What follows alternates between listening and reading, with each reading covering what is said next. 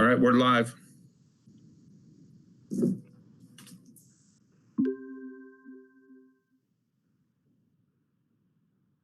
like to call the April 27th, 2020 meeting to order at 6:30 p.m. Governing board members present: Kathleen McNamara, Suzanne McAvoy, Jamie Miller, Mark Aguirre. Members absent: Yolanda Lopez Bearden. We're doing the meeting telephonically and remotely due to the CDC guidelines. Kathy, could you lead us in the Pledge of Allegiance? Be happy to. I pledge allegiance, to the flag of the United States of America and to the republic, for which it stands, one nation, under God, indivisible, with liberty and justice for all. Thank you. It is recommended the governing board approve the regular agenda form and consent agenda consistent with board policy BEDB and temporarily suspend governing board policy with which this agenda may be inconsistent. Kathy, can I get a motion? I'll make a motion to approve the agenda as presented. And a second? I second. And again, for the voting, we'll do a roll call. All those in favor: Jamie? Aye. Suzanne? Aye. Kathy? Aye. And I also. Administrative reports. 2020 Teacher of the Year recognition. Dr. Schuff. Good evening, President Aguirre, members of the board. I am so pleased to be able to share with you our outstanding 2020 Teachers of the Year. When I came to the district 2 years ago, just about this time of the year, I was able to present the awards for the Teachers of the Year, as well as our retirees. And now it gives me even greater pleasure because I actually know who all these people are and really can attest firsthand about just really how outstanding they are as teachers. So I'll let John flip forward. We will be announcing their names tonight publicly, and then we will present them in person at our opening of schools in front of all of their peers and colleagues as well, so they can get the due recognition they deserve. All right, so let's get started. Sean, if you can click away here. All right, I'll go ahead and read them and he can catch up with me. From Estrella Mountain Elementary, teaching 7th grade is Ms. Susanna Finn. She's an English language arts teacher. From Freedom Elementary is Stacy Jones. He is catching up with me, so I'll slow down a little bit. And Stacy teaches 4th through 6th grade resource and special education. Next. From Las Brisas Academy, teaching kindergarten through 8th grade dance and PE is Sarah Ridge. And from Liberty Elementary School, Erin Bejarano, and she teaches 3rd grade. And from Rainbow Valley Elementary is Antoinette McLean. She is a 7th and 8th grade math teacher and teacher of algebra. And finally, from West Star Elementary is Nicole Mead. And Nicole teaches 1st grade at West Star Elementary. So we are really pleased by all of these candidates that were selected as the finalists of Teacher of the Year. Each of them has demonstrated that they are truly a master teacher with both their knowledge of content and pedagogy, but also with their ability to make an impact on student learning with children. They are also perceived as great supports and teacher leaders on the campus, leading the principal and leading the school forward. And just all the way around, they were all their names were submitted by their peers and selected by the principal at the end. So they just are really outstanding, and we want to congratulate them. Any comments from the board? No, it's just unfortunate what's happening that we can't do it live, but we will definitely make sure that that live recognition takes place. So thank you, Dr. Shuff. Great. So we also have our retiree recognitions, and you can see those coming up. So I'll give John just a moment.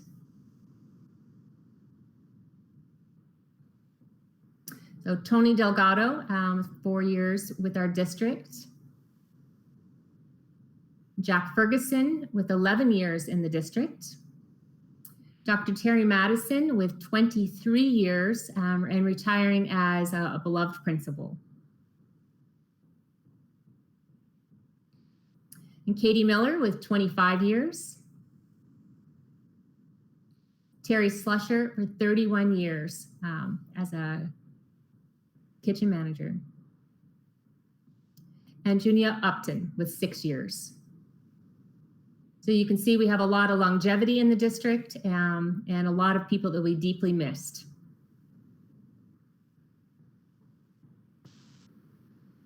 So we have awards for our retirees, and we will be packaging and mailing those to them because we know that some of them are retiring and really moving on and would not be available at the start of school's recognition at the start of the school year.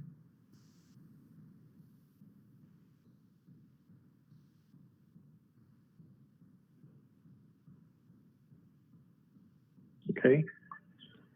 Item number 3, review fiscal year 2021 capital spending plan. Mrs. Basinger.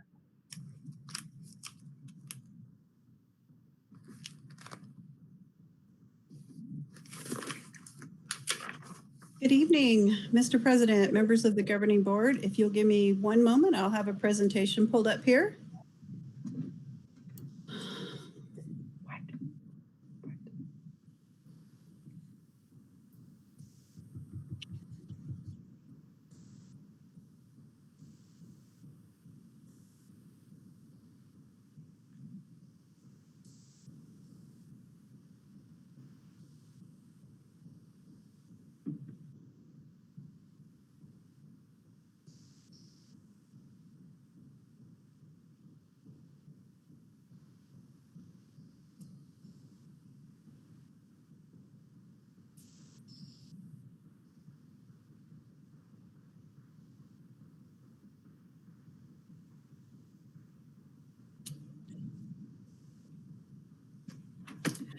Can you see my screen?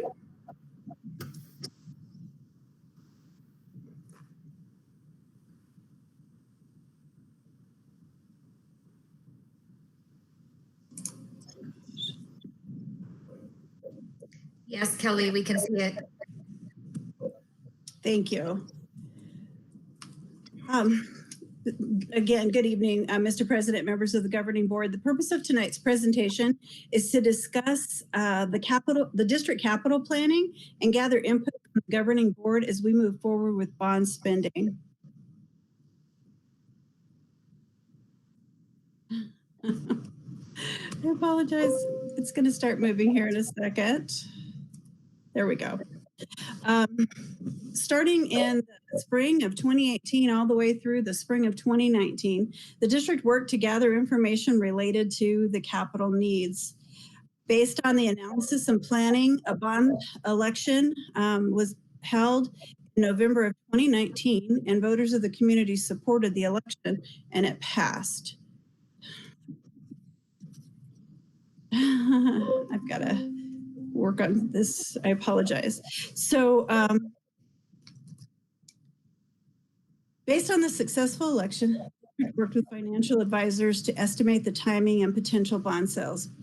Bonding capacity is based on assessed valuation, and therefore the bond sales are staggered out over roughly the next 5 years to allow for the growth in the assessed valuation. Restoration of the state capital allocations is expected to be 100% by fiscal year 2023. This current year, 2020, we are receiving roughly about 70% of the total allocation. And you can see progressively that will increase to be fully restored by 2023.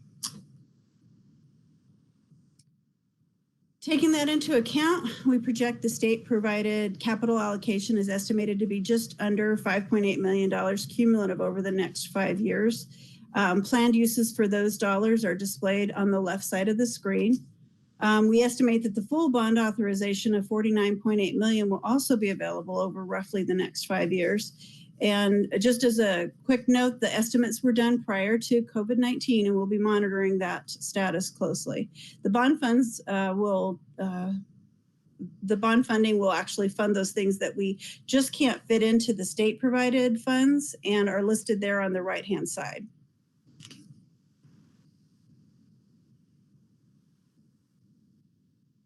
As previously mentioned, bond capacities funding are funded based on assessed valuation. Each of the bond sales are projected to be in June of the fiscal year. So as you saw those years, just make a note that those distributions will be, we estimate to receive those in June of each of those fiscal years. The district will work to optimize funding as we review the amount of bonds and capital funds available. There's a need for new school construction combined with other important planned capital needs. As we have presented previously, there is an option to use lease purchase to augment the capital funds. The use of lease purchase could allow for the district to strategically plan spending to allow for pressing construction needs while still allowing the other important plan needs. Dr. Sheff has previously presented information on the considerations for our construction planning, and there are multiple considerations for the construction. Displayed here is a flow chart to kind of visualize some of those considerations. And so if you look to the left, if SFB moves from conceptual approval and approves funding for the construction of a new school, the district would begin construction of a K-8 school shortly after the start of this next fiscal year. Concurrently, we would be constructing the Liberty Rebuild. If the SFB delays the funding approval, the district would have the option to continue, and these are just considerations, with the Liberty Rebuild and start phased construction of Blue Horizon School, possibly either a K-2 or a K-5 starting school, depending on how long the SFB delays. So further considerations include the timing of the available funding as well as the strategic plan for spending, and with or without the consideration of lease purchase as a way to optimize this funding. There are pros and cons with either option. The next 3 slides, including this one and 2 others, are some of the examples of the estimated timelines and spending of the bond proceeds. This first option that you see displayed here is without lease purchase. And it has a priority for the new construction occurring over the next 2 years. Due to the prioritization of construction, non-construction spending is not expected to occur until June of 2022. And again, there are pros and cons. The pro would be there's no interest on a lease purchase. So as you look at that gold or tan colored bar on the bottom, you'll see that there's no lease purchase dollars incorporated into here, which means we wouldn't be paying any interest on a lease purchase. Another con actually would be that construction could be potentially delayed due to the bond sales occurring in June of the fiscal year. And another con would be non-construction spending would be delayed 2 years, as I mentioned. This next option includes lease purchase. And actually the next 2 slides include a lease purchase. And it actually, I'm hoping that it'll enable the governing board to visualize how the lease purchase could be used to augment the funding. The second option shows the option of lease purchase and a priority for new construction occurring over the next 2 years. And I think in all 3 of these slides, you'll see that just due to our capacity concerns. The principal payments for the lease purchase would be paid as the bond funding was received. So if you look in that gold bar on the bottom, we would estimate a $7 million lease purchase agreement. And as funding became available at the end of 22, we would pay off the larger portion of that $7 million and structure the remaining payments to where we would have that final $1.2 or $1.3 million in 2025. Pros and cons of this particular option would be, if you were going to do lease purchase, there would be as a pro, there would be potential savings on the lease purchase interest. Construction could be, as a pro, could be completed as currently planned. But again, even though there's an increase in the spending for non-construction items, the majority of those items would, in spending would be pushed out to the 5th year. This third option, again, looks at lease purchase, and it looks at structuring the lease purchase, in this example, again, $7 million, and that amount's still to be determined, but we looked at $7 million. We would structure the lease purchase agreement so that it was interest only through the 5th year, at which time, and at that point, we would actually be able to pay off the final principal amount of those funds. The pro or a con for this is there would be an increased cost for interest on the lease purchase.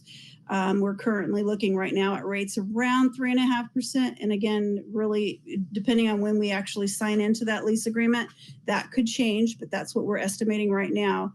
A pro for this would be construction could be completed as currently planned, and non-construction could be spread over the 5 years of the planned bond availability to allow for those that spending to be more strategic to help those projects rather than having to split it up and wait 5 years.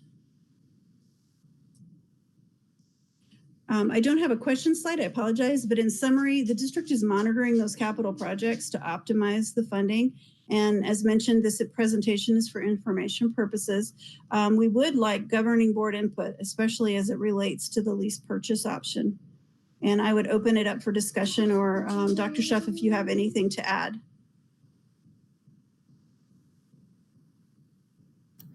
I think, certainly a consideration is the interest and what the payments and the district's ability to pay for those interest payments. We believe that we have capacity within our capital budget to do so. However, there's all kinds of contingencies in the world. So if the state were to cut capital budgets further, that would be a risk. And the risk would then be some of the capital projects that the district had planned out of district capital would be kind of that contingency. So there's a mechanism for it to support the interest payments. Obviously, as low as we can keep those interest payments is in our best interest, so we can spend more of those dollars on actual capital expenditures. But we do believe that this provides a way to create the timing that's needed to do what the voters approved in our budget with the bond approval. All of these are approved bond items.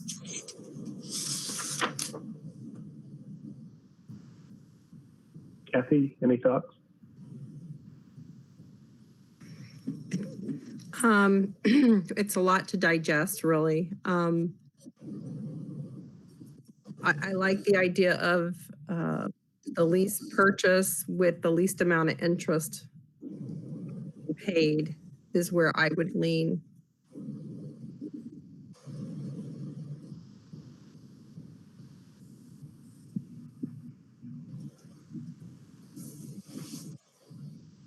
Jamie?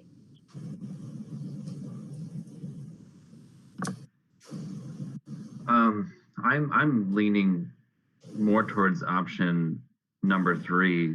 And like Kathy said too, it's a lot to take in, but my reasoning for option 3 is I don't want to pay interest either. But at the same time, I'm looking at the pro of the construction being completed as planned. And I think I guess I'd be concerned if construction was delayed for all the new housing that's coming up in the area. It's my understanding that the new Liberty School is going to be built, and it's already pretty full.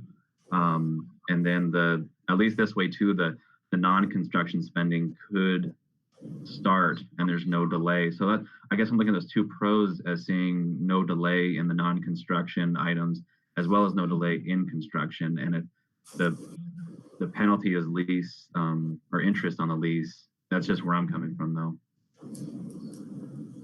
Ms. Basinger, can you go back? I'm sorry, I didn't mean to interrupt. Could you go back to the option 2 slide, please?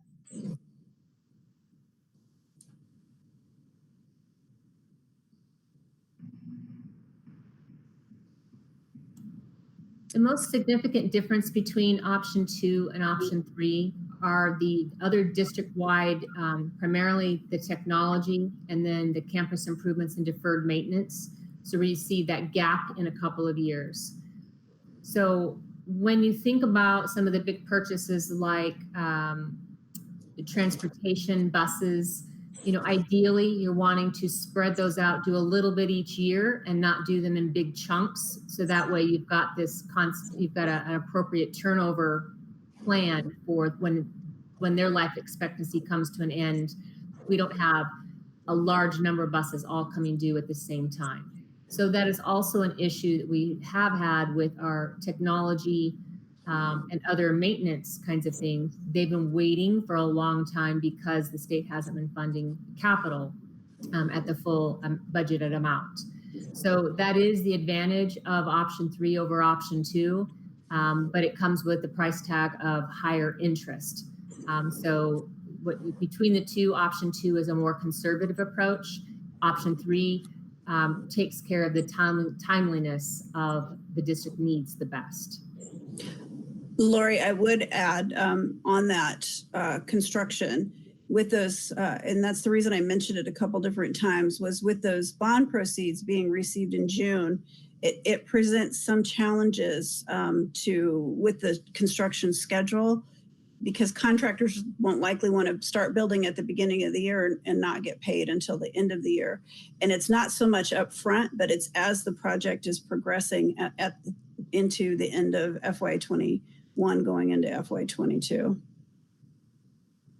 So to clarify, that presents, that is probably the biggest issue with option 1, and option 2 and 3, that issue is resolved with the lease purchase.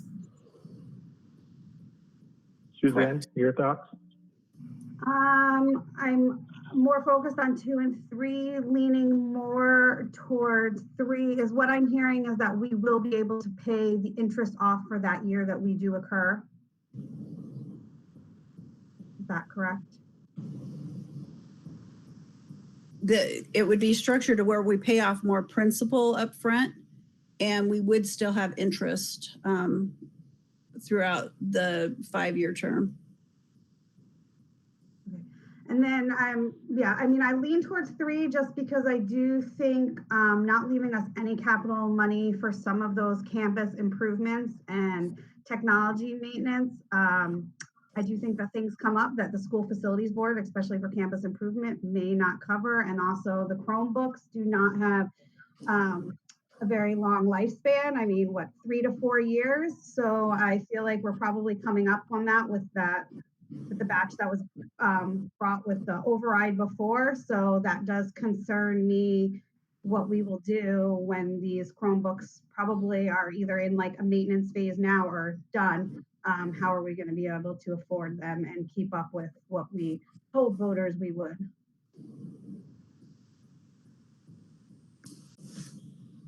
Yeah, for me, I'm leaning at option 2, just so that we're not pushing that all the way out to 2025.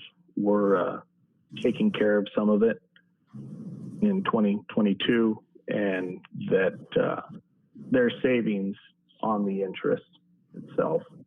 I assume that if the growth numbers do increase, that we'll be able to pay a little bit more of this off for option 2 than what we have listed here. Kelly? That is a possibility. There's also a possibility there's a lot of unknowns that we might see some of these allocations increasing. So if the assessed valuation continues to grow at its current rate, we might be able to see those dollars go up for those bond sales.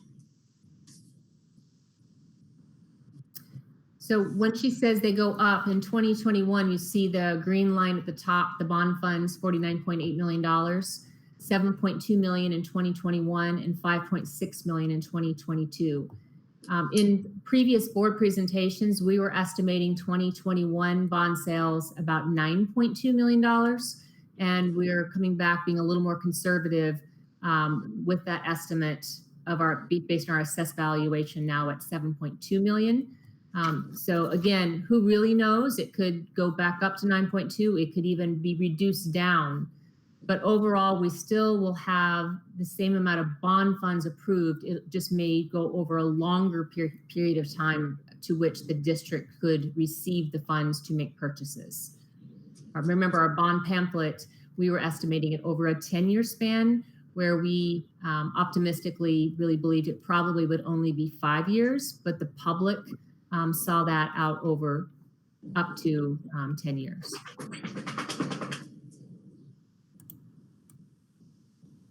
Where are we tracking as far as where we might land as far as possible interest rate? Has that been kind of somewhat, I don't want to say finalized, but where we're getting a really good idea of where we might land? Right now, that's really until we actually go into, we get a definitive dollar amount and the timing of that. Right now, the interest rates are running, at least about a week ago, we're running still at around 3.5% for these types lease purchase, according to Stiefel. Kelly, can you speak to how we would time a lease purchase and when we'd be bringing it back to the governing board for approval and the reasons for the timing? Really, it will depend on when, as the picture gets a little bit clearer on where everything's going to land with the assessed valuation, it likely would be late fall or possibly early spring that we would consider actually going out. So we would postpone it as long as we could to save on that interest. But that's roughly the time frame we would be looking at.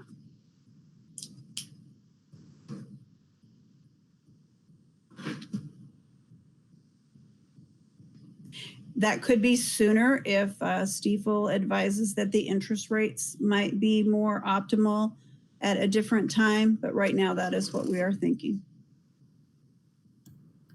So I'm not hearing anyone proposing option one. So it sounds like the board has support for a lease purchase and maybe somewhat split between option 2 and option 3. Is there any other information that would help us to have a stronger consensus on which option to go with as we're doing our planning? So I don't know if I heard wrong, but what I heard is that Kathy and the other board members were looking to reduce the interest payments as much as possible. Am I correct in that, you guys? This is Kathy. What I was leaning more towards too, because the potential savings on the lease purchase interest, I believe that was the lowest interest payments, if I read that correctly. So that's where I was leaning. I'm not married to it because I do get the whole inventory of buses, and I agree with Susan on the Chromebooks. They're probably getting on their last life. But I also want to be very cautious of our constituents' money and spending it in interest rather than actual things. So that's, if I'm reading this correctly, option 2 gives us the lower interest payments overall. Yeah, and that's the way I read it also, Kathy. Anyone else?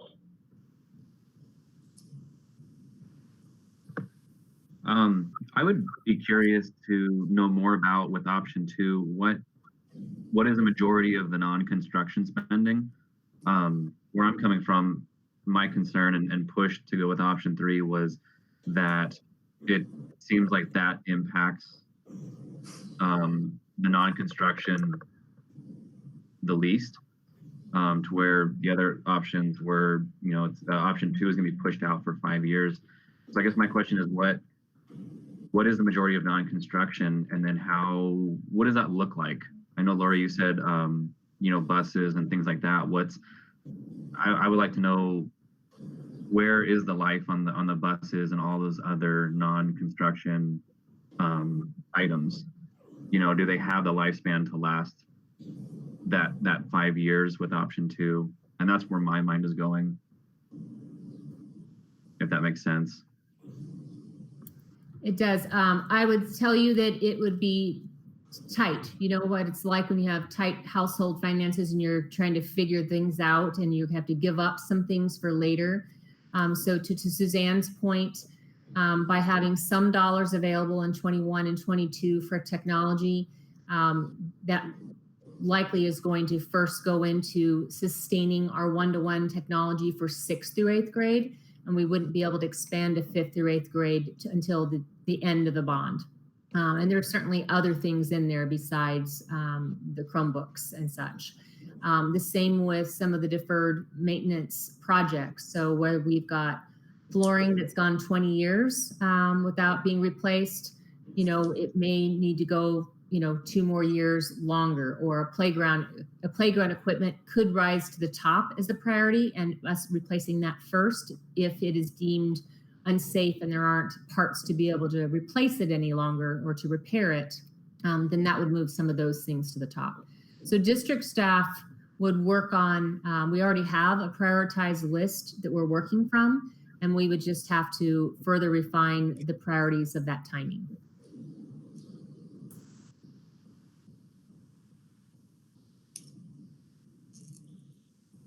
Kind of as far as the deferred maintenance, realistically, we could almost say that it would come down, because I believe a lot of our cost of maintenance has actually kind of gone to Liberty, which we're going to actually be rebuilding. So we actually may see a savings there, correct? Maybe. In our prioritized list, we limited and took out many of the things with Liberty already, but it is true there are some we kept in there contingency that if, you know, push came to shove and we didn't build it in the first year or 2 years, we would have to do something. So yes, there are some of those that will be able to capture in savings.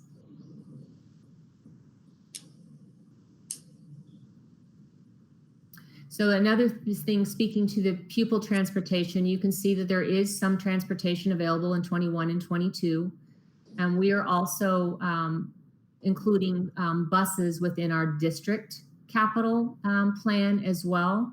So, you know, that another option of the $823,000 in 2022 is to just buy a fewer number in 2022 and purposefully save those dollars to 2023 to space out those buses. But we can only do that if we have enough working buses. We may need to put all $823,000 expended in 2022. But those are some different ways we could be creative about trying to achieve some of the results of option 3 in option 2. We still have a bus that's 1993. We still have a bus. Do we know? We do have some older vehicles still on the road. I was just wondering if we still had the one that was 93. Oh, they have a nickname for him. I think they call him Charlie Brown. I'm sorry. That's the Yeah, I get it. transportation, just trying to make the best of what they have. Right, I totally get that. So I guess what I would be looking for is if we were going to spend more in interest payments, what is our return on that investment? So I don't know how to articulate to you what I would need to see to really say, okay, if we're going to spend X amount more in lease payments, this is what we're going to get for it. here's the return on the investment. I guess that's kind of what I'm looking for. And I'm not sure if I'm articulating it well enough to help you understand what I would need to see.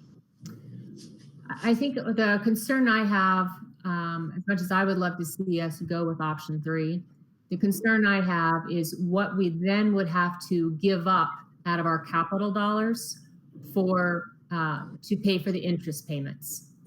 So if we're getting something on this side of the ledger, but we're giving up something on the other side of the ledger, I think, you know, it could be a consideration for the district just to really prioritize between the two funds what's really critical for us to move forward. I think you actually probably have provided enough input to us at this point, because if we are going to be bringing, we have your support overall, it sounds like, to move in a lease purchase option. It allows us now to take the next couple of months to see where the land lays and where what we're hearing at the state level. Because if we're here that we're going to be potentially seeing capital cuts in a coming year, then I would definitely want to be more conservative and go option 2 versus option 3. Or if we're seeing some changes happening with the assessed valuation, you know, those are some things that gives us a little more time to see what is looking like economically. And, you know, it could be that we come up with a hybridized version of option 2 and 3, bringing back for your, you know, final approval when we actually bring a lease purchase to you as the board for an actual vote. Kelly, do you feel like that's enough information from them, or is there more guidance you were looking for? I do, because there's still a lot of information that we have to gather as far as the lease purchase options. As we're looking, we need to, you know, we're going to need to consider how much the interest is. Right now, Stiefel is researching, you know, is there a savings to structure it to pay interest only over the first 5 years? So there's a lot of things that we still have to work out and a lot of details. So I just appreciate the input to know that this is a direction that we would consider going, so that we can know how and what we need to move forward with researching and investigating.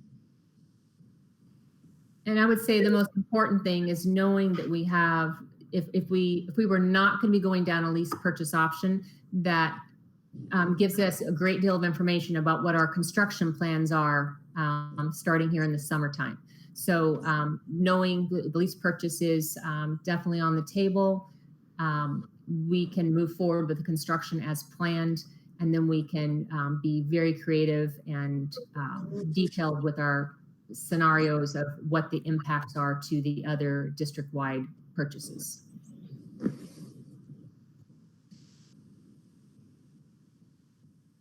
Thank you.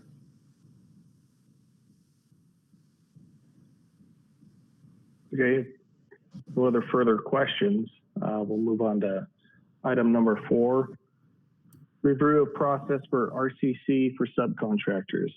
Ms. Basinger.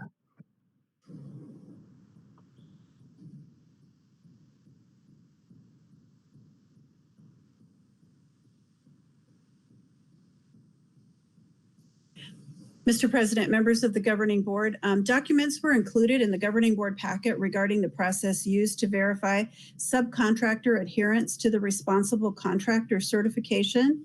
I don't have a presentation related to that. The documents were included in the packet. The responsible contractor certification was adopted by the governing board as an exhibit to policy DJE. The certification was adopted to ensure the quality and safety of work completed on construction projects.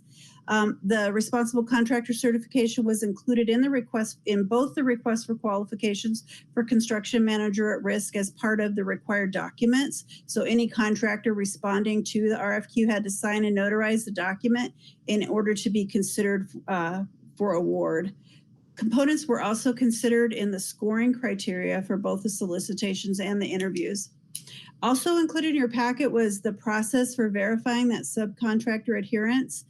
This was our first kind of draft at making sure that we had everything in place to do that. This process will be coordinated with the support of the general contractor.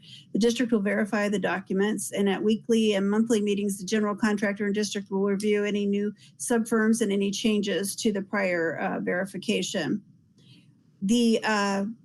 Additional information included in the packet was a subcontractor selection list provided by Chase Building Team, in which Chase has included the responsible contractor certification as part of their selection process. So they are very cooperative in becoming a Liberty team member, and are have expressed their interest to do everything they can to make the district, from one thing, to share in transparency and make the district feel a part of that selection process. One additional note was just the notice and cure requirement protocol will be considered. That was a board question, and once that's defined and reviewed by the district council, that information can be included in the GMP contract. And so with that, I would answer any questions that anybody has regarding that.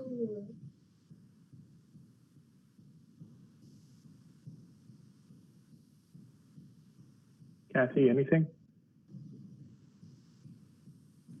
No, I think I'm good. Jamie? None at this time, no. Suzanne? No, I don't think so. No. So the concern that I had is that there was the enforcement side of it. Obviously, there was some suggestions, and I was hoping that at this meeting that administration would have had something a little bit more than what I'm seeing, because what I see is I just see a check the box. I don't see any teeth attached to this. Your guys' thoughts, Kelly, Dr. Schuff? Well, my thoughts are, as far as, and I think I mentioned the notice and cure requirement protocol, I think that as we go through that verification process, we're verifying that information. And if they don't comply, that would have to be a consideration for selecting that subcontractor just to start with. And so I think I actually reached out to the district attorney because I wanted to talk to him about, what we could include as notice and cure requirements, as far as for that, and just talk to him very briefly, because we need to actually establish what we want that to say, with also being in compliance with, the award for the request for qualifications. We have it in there definitely as a responsibility of the contractor and for all subs as well. And I feel like we are moving in the direction that we want to assure the governing board that we are going to be verifying this information. And I'm hopeful that those steps, along with putting some language in the actual GMP contract, will further reiterate the requirements that were, I believe, the intent of that certification. So the expectations, if they do not meet it, with specific timelines and opportunities to address the issue, bring it to their attention. Second time, if it's not, what are those consequences? And then, if it moves to then a three strikes you're out, then choosing a different subcontractor as a result. Is that the kind of language you'd like to see in the GMP, Mr. Aguirre?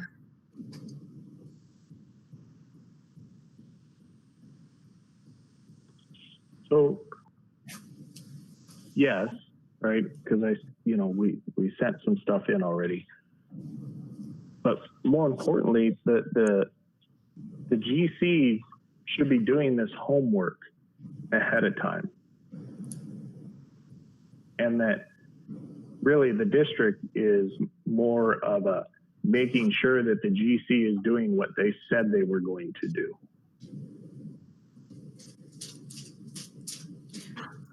So I hear you when you say it seems like a checklist.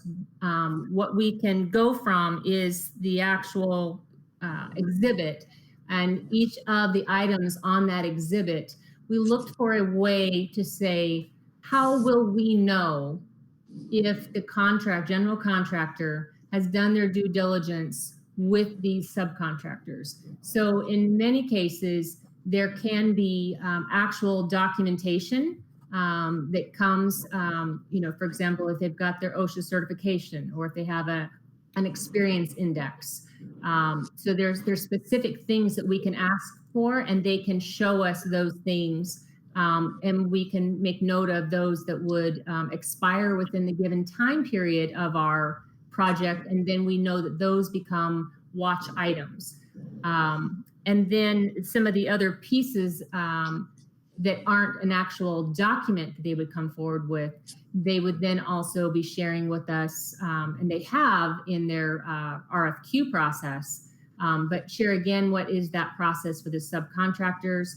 And if we have any concerns with those subcontractors, they're willing to utilize someone different as a result of that. So beyond, many of those things do become a checklist, a verification process that, maybe other school districts don't take part in that verification. They rely entirely on the general contractor. And this would be our way of coming alongside the general contractor with accountability for those subcontractors. Yeah, the one thing that I don't think that it is the district or administration's responsibility is to go through and pick subs for a general contractor. I think that if a district, an administration, and a board has to do that for the general contractor, then to me, that speaks volumes about the general contractor themselves and the type of business that they run. I mean, that's just, that's an opinion. But Mr. Aguirre, I would suggest that I don't believe we were just trying to create a checklist for us to verify that information, not necessarily that they wouldn't be following that process. So again, they are willing to be as transparent and open with it as far as I've in speaking with the current contractor, as open and transparent as we need them to be, but they understand where their role lies. okay. They actually are in the audience tonight watching, so they are actually able to hear your concerns, and I'm sure they will be able to address those as we meet further with them.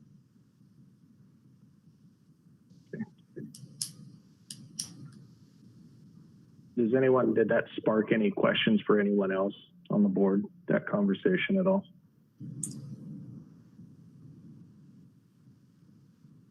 Okay. Thank you, Ms. Basinger. Thank you. Item number 3. Anyone got any updates?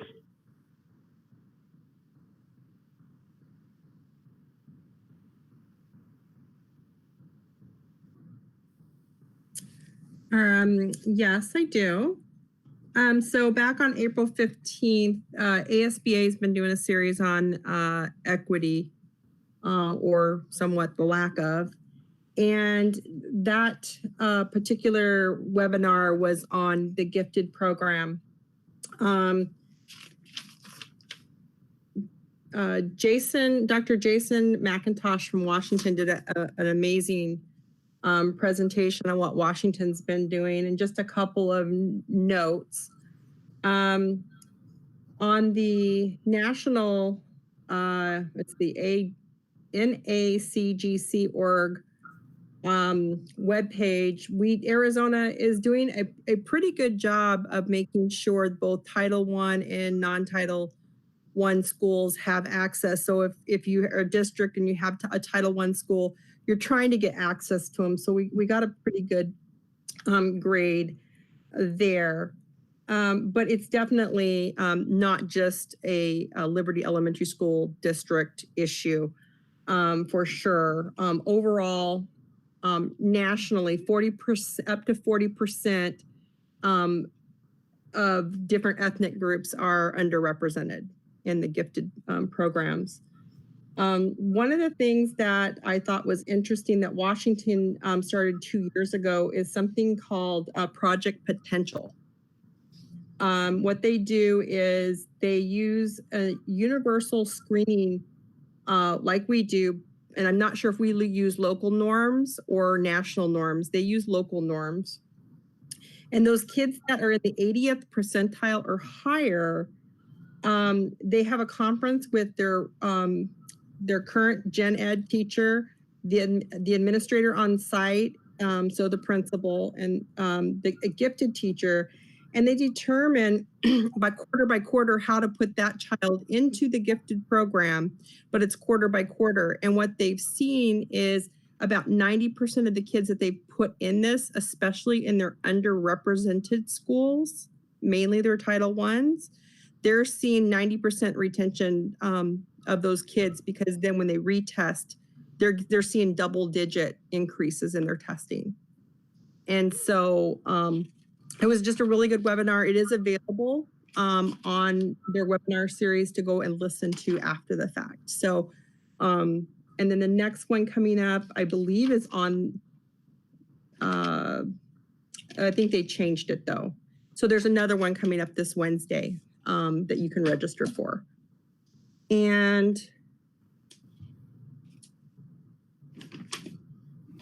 I think that's all that happened in the last couple of weeks for me. Jamie, anything? Kind of just thinking out loud, actually. Does the district, and I guess I could have asked this question before, but does the district have any type of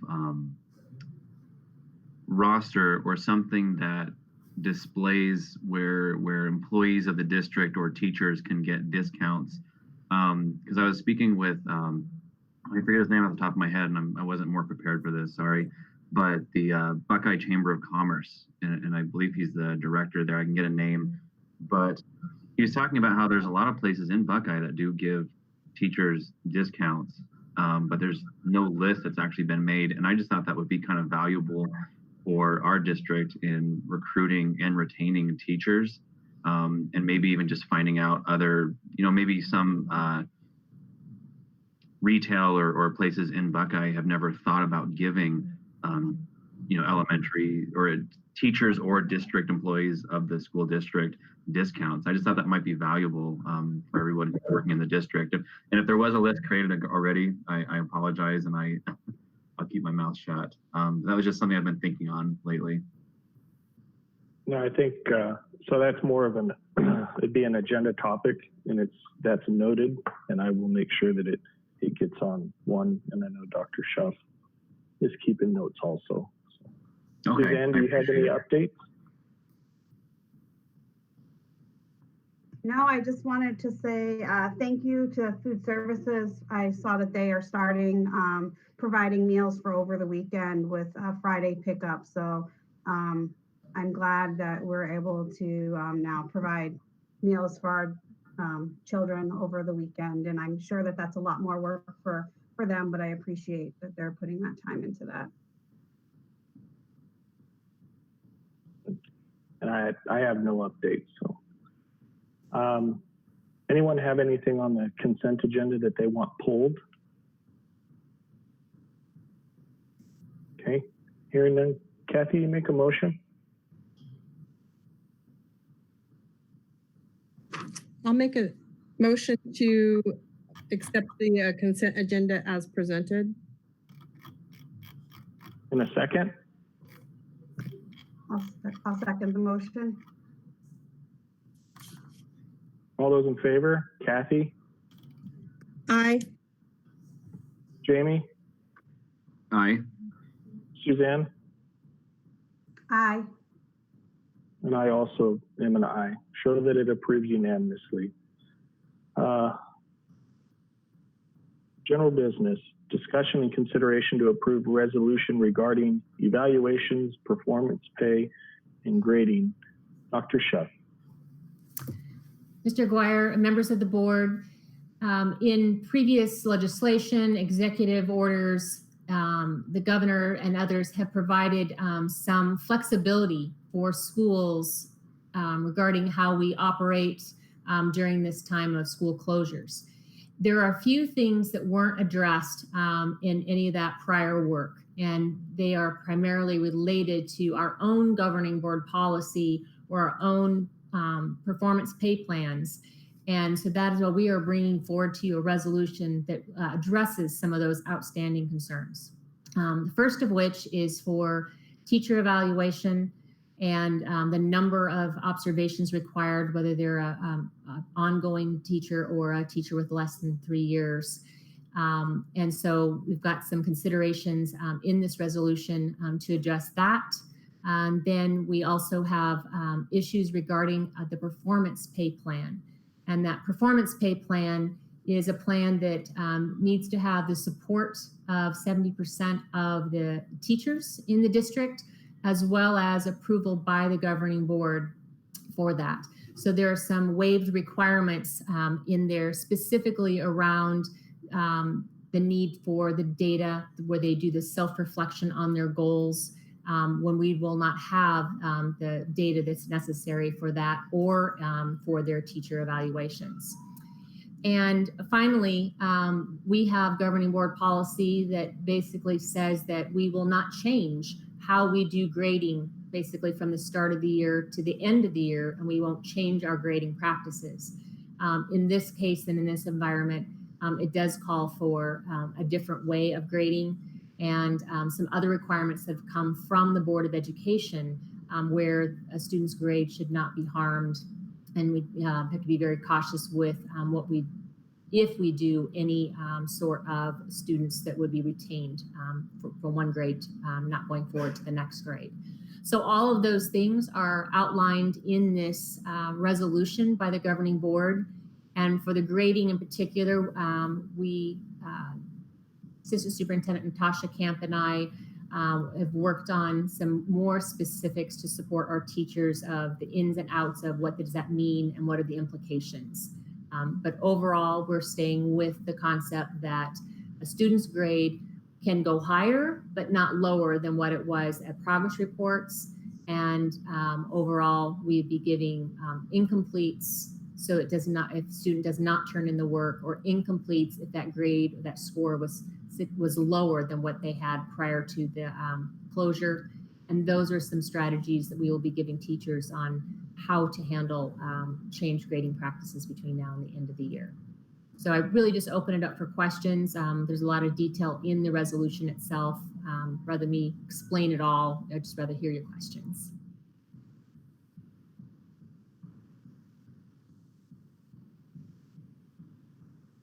Anyone?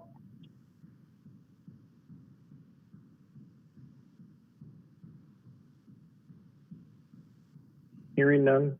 Suzanne, you make a motion for item number 1 under general business.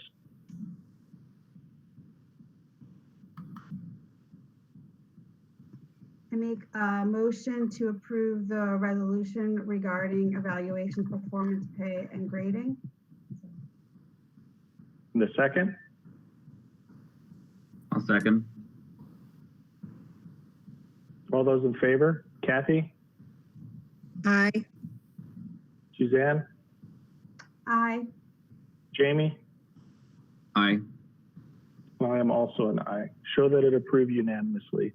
Item number 2, discussion, possible approval of award request for qualifications for construction manager at risk for school number 7. And that is actually 20-05-20. Mrs. Basinger. Thank you, Mr. Aguirre. Good evening again, Mr. President and members of the governing board. Information was included in the governing board packets and also included in the governing board update that was sent out just this past weekend as it relates to recommendation to approve the request for award for the request for qualifications of construction manager at risk. It has been a fairly long process since it started in March 4th, and we are very happy to recommend the award to Chase for the request for qualifications for construction manager at risk for school number 7. They, as I mentioned earlier, they are in the audience, and so they are anxiously awaiting to see the governing board's recommendation. And if anyone has any questions, I'd be happy to answer them.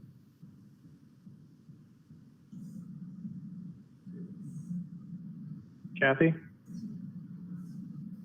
I don't have any direct questions. I do appreciate the additional information sent out. This is not an area of my expertise, so I do probably rely a little bit on Mark and his expertise. So the additional information really helped spark and educate me, so I appreciate that. Thank you, Mark, for that one ask for it. Suzanne, did you have any thoughts, questions?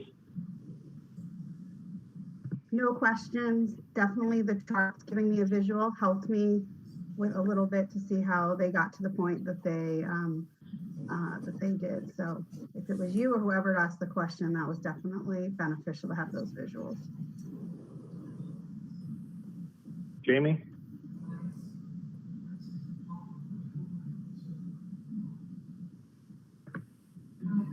I'm again thinking out loud. I'm curious to know better how the subcontractors are going to be selected and held accountable for having registered apprentices.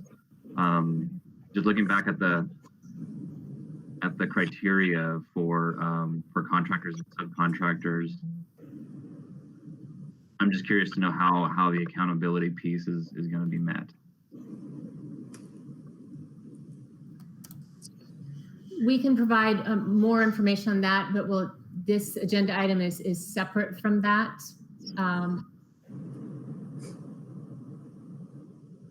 Okay. And so that's a concern, and this is and I had when we did Liberty,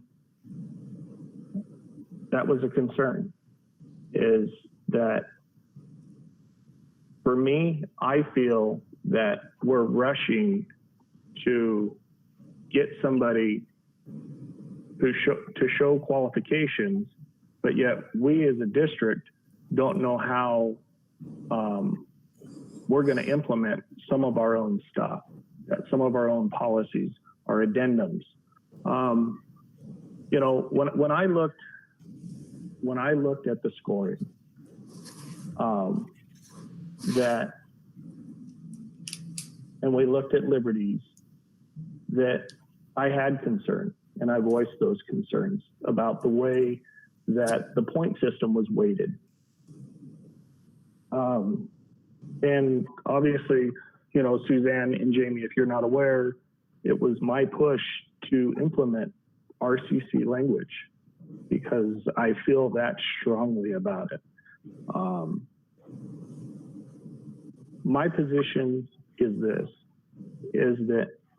that RCC language protects the district, and it also shows that the district is taking ownership in education of craftsmen who are professionals in their field, that our district is recognizing that an individual who graduates from an apprenticeship, which is for the most part anywhere from 3 to 5 years, and these individuals are usually doing it on nights, that's a priority to us, that it's not a preference.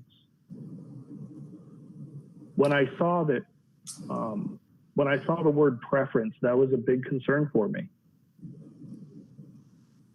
Is safety a preference? It should be a priority. We're in the education business. So, I mean, there was all, I mean, go ahead, Dr. Shuff. You look like you have something you'd like to say. I was going to say that so I've misspoke in saying what we can talk about is how this contractor demonstrated those criteria that we awarded points on and why they were selected. We can absolutely speak to that. And they, within the interview, they did speak to that caliber of subcontractors and how those that were more highly trained were, if you will, higher prioritized or stronger candidates for selection.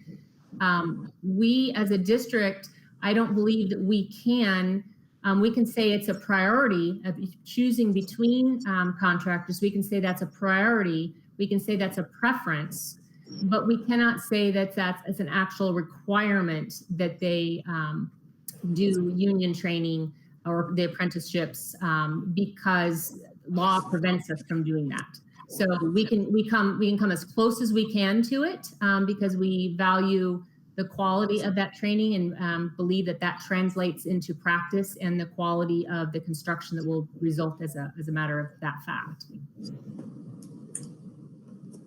And I do believe in the board update, you did share that. And it says, referenced a large subcontractor selection and presented their process for pre-selection that included leadership training and a preference for craft apprenticeship. But with a right to work state, you are absolutely correct. We cannot be absolute on that.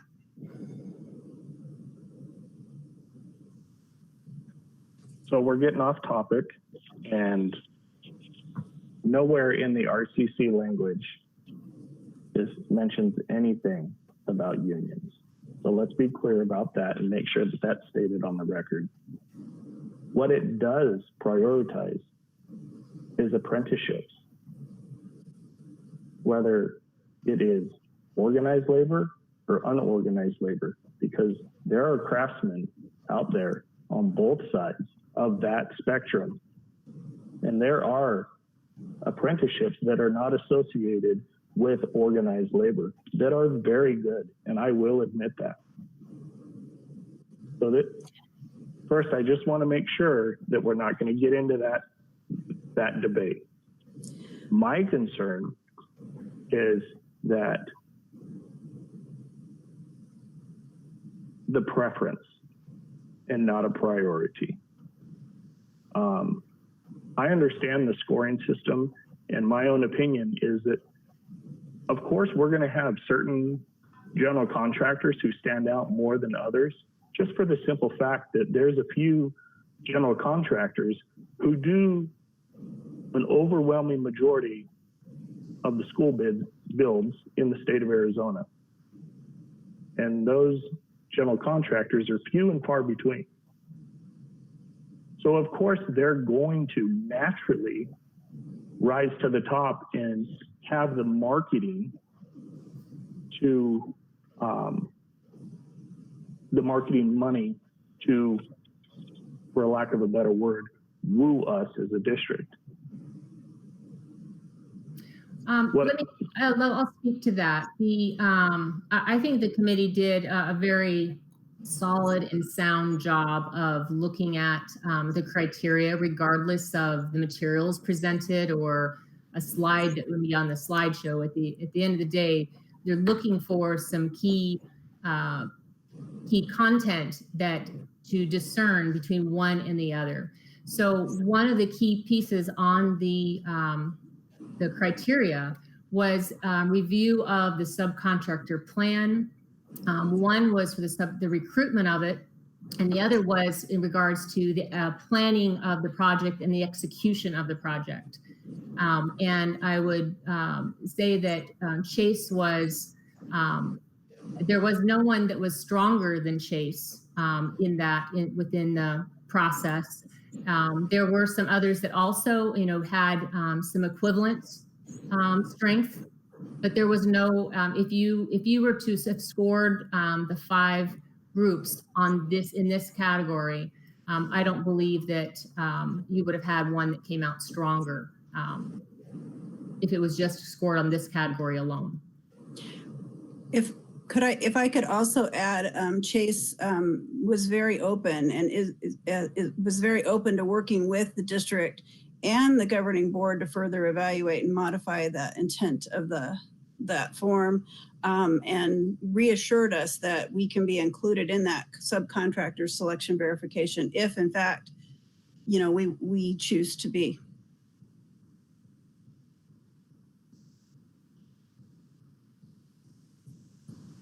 Does anyone have anything else before I continue? I want to make sure everyone gets their time in here, and I don't want to be hogging the mic here.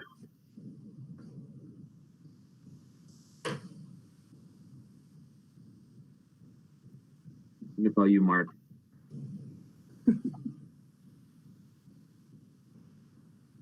So one other concern that I had, and I expressed this also, Dr. Schuff, was that I understand the process that we used that as far as the bidding and things of that nature, right? I get the process that we went through and that we as a board elected to have the administration do this for us.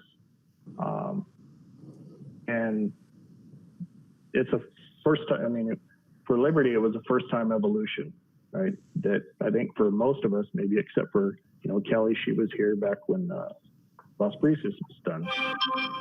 But, and from what I understand, that wasn't really transparent, but one rub that I do have is that the board was never asked anything as far as input on a question for an interview. What do you think about this? What do you think about that? I feel that the board could have had a little bit of input on some of the questions that were asked when it came to the interview process. And I guess I just assumed that that was going to take place for school number 7. And I, as a board member, don't feel that it happened. And also as a board member, I'm having a hard time being able to say yes because of that and because of some of the other concerns that we've talked about. So to share with you, so I take responsibility for that. So I am sorry that you felt like you had more input on those pieces. Typically, those things are handled more on the administrative side and don't come before the board. But I also recognize that you have a great level of expertise and high passion and interest in this as well. One thing that did change from the first process to the second process was there were a number of questions that you posed in the process of the CM at risk the last time, and or follow up even after they were selected. We came back with some additional information. All of those questions were all built into the plan, so we would make sure that we had all of those things up front. Just for you to know that there was additional documentation that was provided by them, as well as information not even needed in the interview because we asked it up front in the initial presentation. So would want you to know that your input and expertise were definitely included in the process, and maybe not as much as we could have or should have. And Mr. Aguirre, I would concur with that. We were really hoping that we were incorporating the information that you would help provide for us into all of the process that we went through.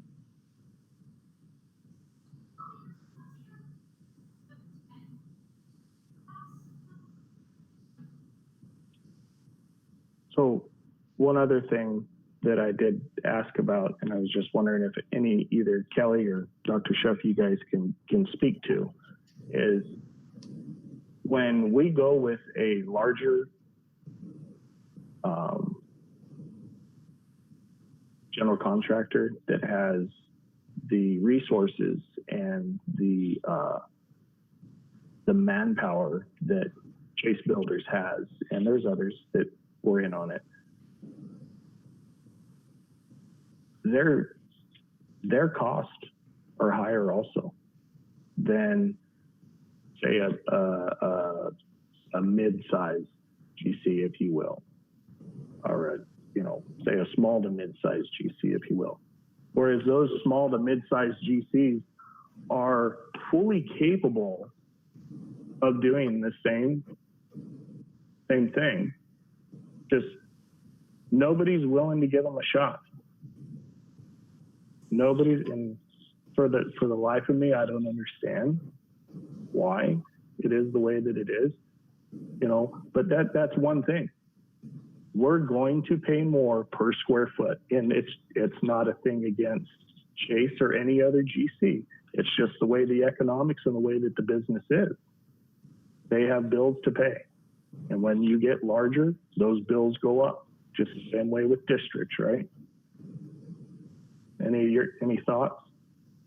Well, we are legally not allowed to ask anything regarding those costs. We come close to it. We come close by asking them what percentage, how many of your projects, the 5 projects you've shown examples for, how many of those projects came in on time or came in early, how many of those projects came in at GMP or less than GMP. And that's kind of a two-sided coin there, because Chase was not the highest percent of savings back on the GMP, but that is a fluctuating figure, because if they've done a really good job in pre-construction on these projects as a CM at risk, then they have early on identified where they've got some potential savings. And typically what happens is the client or the owner says, well, if that's the case, I'd rather have this better metal roof structure instead of a shingles roof structure, and they'll take a higher value in the product or the construction, and it doesn't end up showing as a return of cash to the owner at the end of the time. So it's comparable. We did look at what was, did they come in at GMP? Did they come in at less than GMP compared to each of the other potential contractors? But we also knew that there's some hidden pieces there, that there could have been a lot of other value that was actually engineered positively into the project that didn't result in the savings. We can also, we can kind of see a cost per square footage with the projects. They provide us the project square footage of 5 similar. They try to show 5 similar types of projects. So we look at that square footage, and then we look at what their total price was, what the GMP was on that. And we can see kind of a generalized cost per square foot. And there again, this builder, came in, I would say right about average, not the highest, but I would say average with that cost per square foot. But overall, we are not allowed to choose them based on all those things. But I will tell you that it's part of the documentation that we asked for and put together, and we were able to see that. Did I misspeak, Kelly? No, you were correct. Okay. Chase had highlighted that they compete on price as a medium-sized local firm. So that was one of the considerations as we looked at them. And they also compete on price-based procurement when others do not. So they do other low bid projects as well. So just in looking at their history and information more about their firm.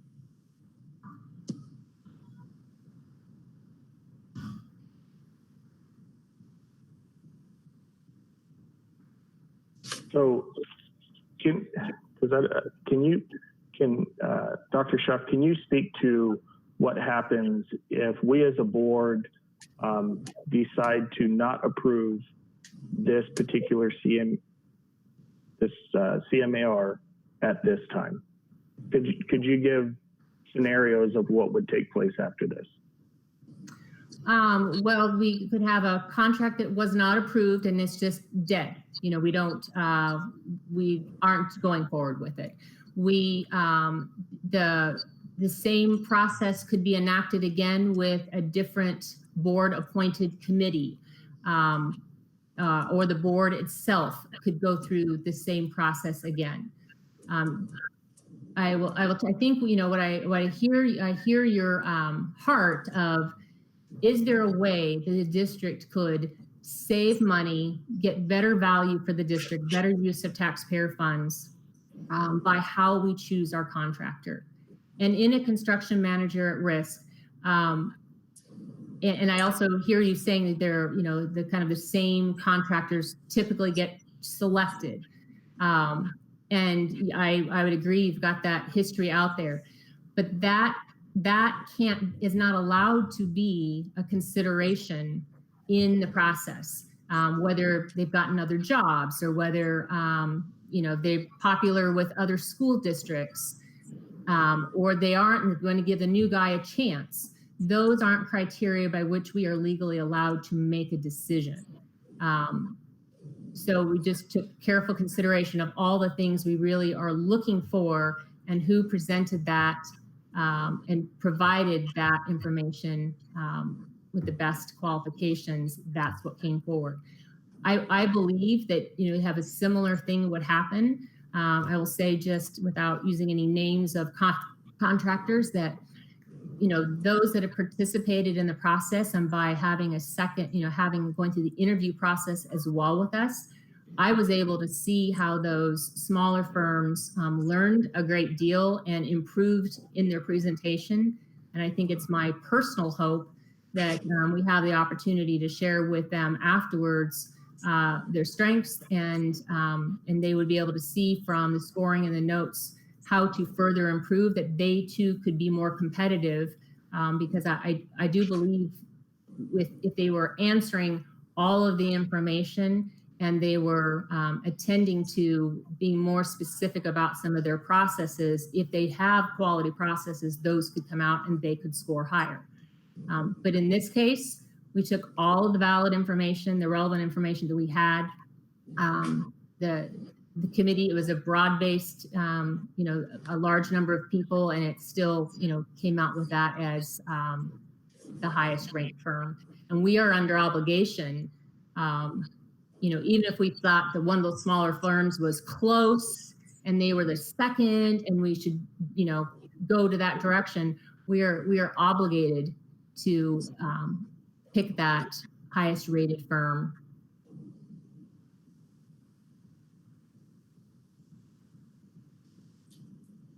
And I agree with that, and I understand what you're saying. But some of those ratings there was really no input by the board.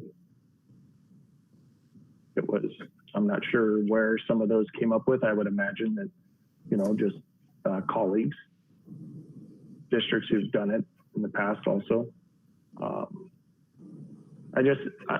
I wanted it to be clear to the board of kind of what the process, what happens if this if it doesn't happen, if we vote it down and the board has just a little bit of input on some of the questions that are asked, and if at that time, if the cream's going to rise to the top no matter what question is asked, the cream will always rise to the top. And the proposal that's submitted, you know, the board did see that proposal.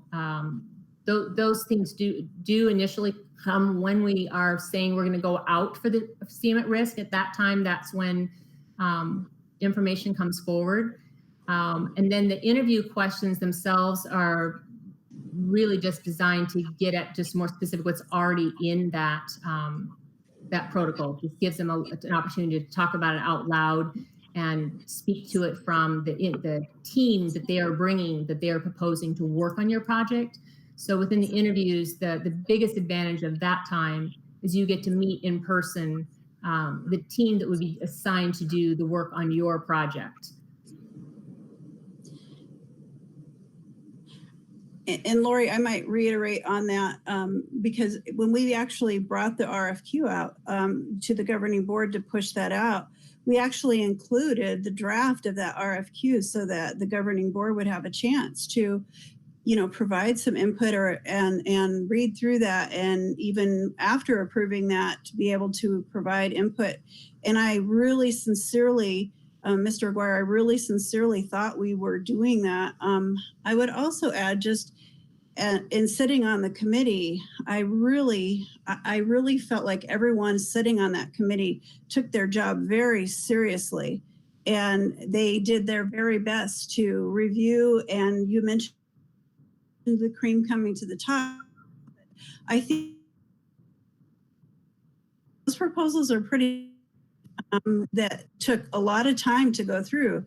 And I know that every member on that committee went through them, looked at the options and looked at and compared them side by side, looked at their financial information as far as their, of course, their size comes into that as, on a perception basis, but also just their financial stability, looking at, we are a small district and we don't have very much money. A larger district might be able to give one of those companies a smaller, a chance too. And so even though that wasn't our thinking, I know that we also have to be mindful of we want to make absolute sure that the person we're bringing on board, everyone in the committee agreed that they were the best person for the job. So this is Kathy. Mark, I really felt like that it was understood. So I'm a little taken aback that you didn't feel like we had input, because I feel we did. So I'm just I've been very quiet because I'm trying to go back and look at some of my notes and some previous board meetings. And so I'm a little confused as how we didn't have input. Trust me, I know there was a lot of history where a school got built, and I don't think the board even agreed as a whole really that it should have been built. But thank God we have it now, because we're busting at the seams. But I really feel there was thought put into the process. And again, I know you're the expert. My dealing with construction companies is on the electric utility side. So I'm just a little taken aback that we're having this conversation. So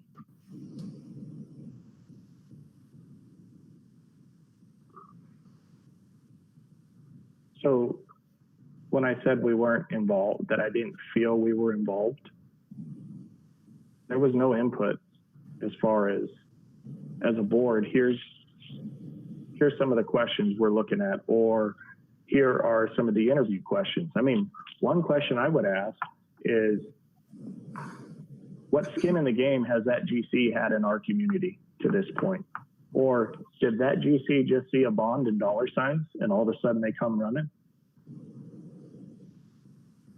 What have they given to our community before this bond, before the bond was approved? But legally, can we do that? Yes, we can. Yes. I do not believe that can be a weighted question, but that's just my knowledge from contracts I deal with. We have to be careful in that the kinds of things that contractors will do would be to make donations or to volunteer for your bond campaigns. And that we stayed very clear of, because if we were, there probably was one firm that we probably would have picked that had that strongest contribution to our community, and we could not include that. We did look at things like how well did they study our project versus talking about it generically as a new school's construction project, to how well they studied the connections they had with the city of Buckeye, to actual knowledge of some potential pitfalls. Were they more aware than others in their knowledge and their research with this project? We did include that, but not their contribution to the community. That would be not acceptable.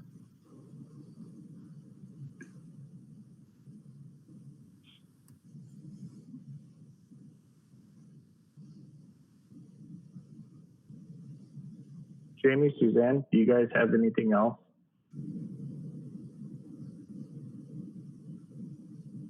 I don't. No. No. We will make sure that we close that loop and just check and recheck on that for anything in the future. And I would just say again, my apologies. If we didn't hit the mark on that, we really believed we were including all of the feedback we received from the first round and any we received with the second round to make sure that all of that was included. If there's something we missed, my apologies.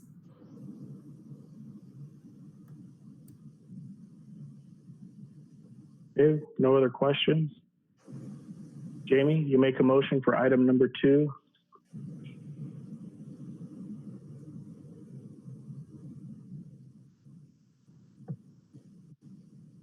But just as a recap, that conversation, are we looking to approve this item number 2? That is correct. The motion would be for approval of award, a request for qualifications 20-05-20. Yes. I motion to request or approve the award of request for qualifications 20-5-20 for construction manager at risk. And a second? Actually, I apologize. Let me take a step back. Jamie, can you include school number 7 in that motion, please? Absolutely. I motion to approve the award of request for qualifications number 20-5-20 for construction manager at risk for school number 7. And a second? I second. All those in favor, and I'll start. I'm a no. Kathy? Aye. Suzanne? Aye. And Jamie? I Show that it approved unanimously with one no, and that was Mark Aguirre. Item number 3, Ms. Basinger.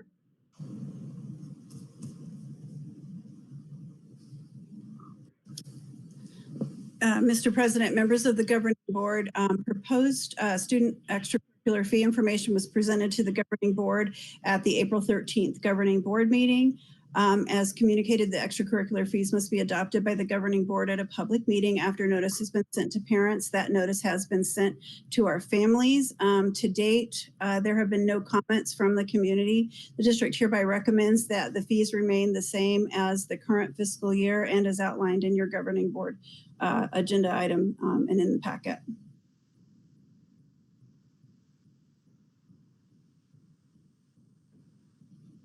So I had posed the question, and I guess I'm mistaken, but I could have sworn that when we talked about when we were increasing fees last year, that we had put a limit on if there was children doing multiple extracurricular activities, and that's where that $75, for some reason, that just kept sticking in my head. I'm not sure why it was, but I thought that was the maximum.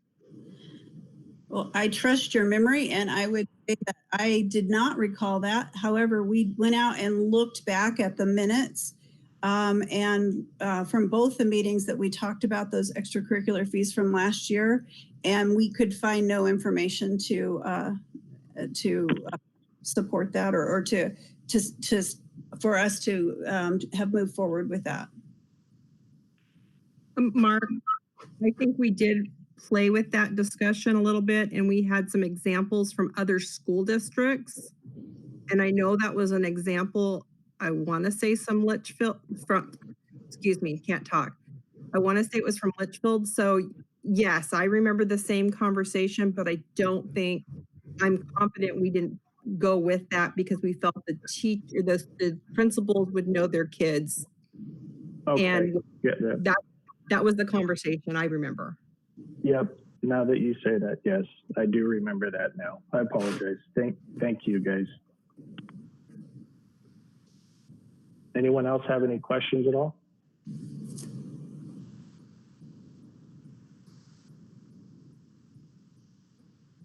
Kathy, can you make a motion for item number 3, please? My pleasure. I make the motion to approve the student extracurricular activity fees for fiscal year 2020 and 2021. In a second?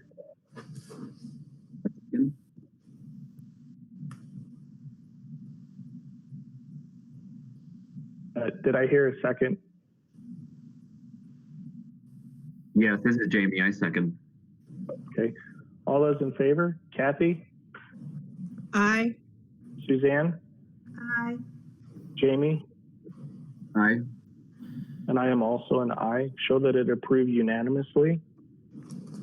Thank you. Item number 4, discussion to approve teacher compensation. Mr. Nuttall. Good evening, Mr. President, members of the board. It's my pleasure to bring forth tonight the recommendation to approve the teacher compensation addendums. As you all are aware, there was a committee that was put together initially in 2018, and the stakeholders that were involved in that committee at the time created a model for increases along the way through the 20 by 2020 component, and this model proposes a slightly higher tiered percentage for those who have been in the district a little bit longer. So each of the previous 2 years, we've awarded based off of those tiered systems, and we are recommending approval of all of those addendums, which would be an addendum to their contracts that were issued after governing board approval in February.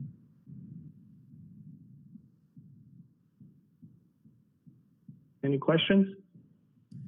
Real quick, I just want to make sure I understand. So the tiers are still there, it's just the amounts are higher? The tiers are still there. In the initial year in 2018, because it was the initial percentage was 10%. So they were still tiered. It was just a 10.75, 10.0, 9.75. And then each of the last 2 years, the percentages have been 4.75, and 4.5. And those amounts are outlined in each person's contract based off of the formula that we've conducted. So yes.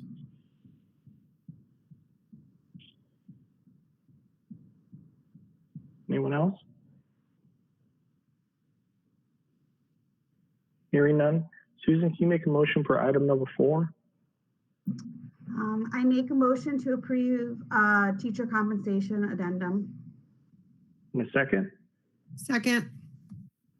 All those in favor? Kathy? Aye. Suzanne? Aye.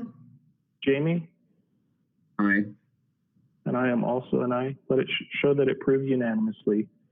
Discussion and consideration to approve job description for IB lead teacher. Mr. Nuttall. Thank you. Again, the IB lead teacher, that is an extra duty stipended position as part of some of the requirements to maintain the IB program up at Estrella Mountain Elementary School. There are some requirements for additional duties and some release time per day, up to 180 hours of the contract day to complete some of those IB requirements. In looking through our job descriptions, we did not have this particular extra duty job description present. So that's why there's not a strike through This is a from scratch IB coordinator position with the input of the principal, Ms. Boris, as well as the current IB lead teacher. And so we wanted to make sure that we had an approved IB job description that goes along with that job.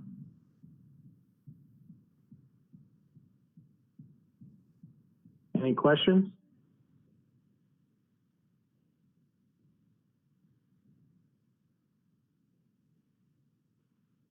Hearing none. Jamie, you make a motion for item number 5.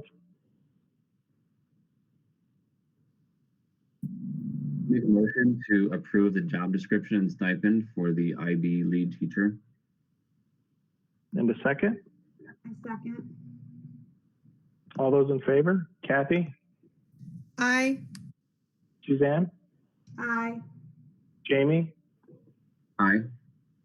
And I am also an aye. Show that it approved unanimously. Item number 6, Mr. Nuttall, consideration to approve technology integration coach job description.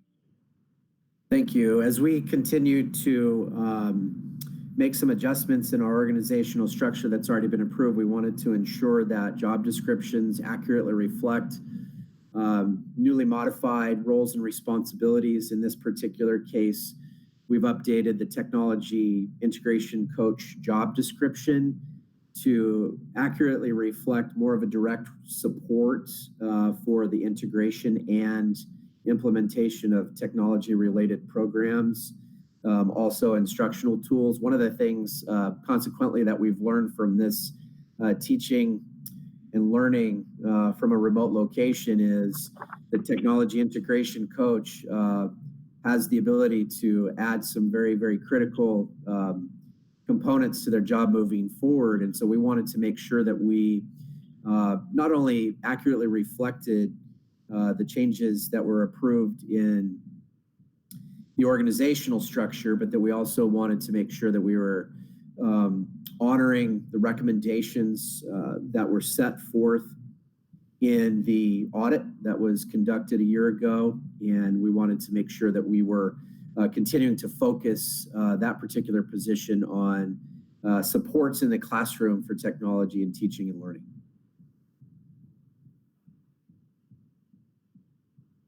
Anyone have any questions?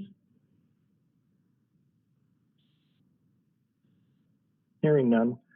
Kathy, you make a motion for item number 6, please. Yes.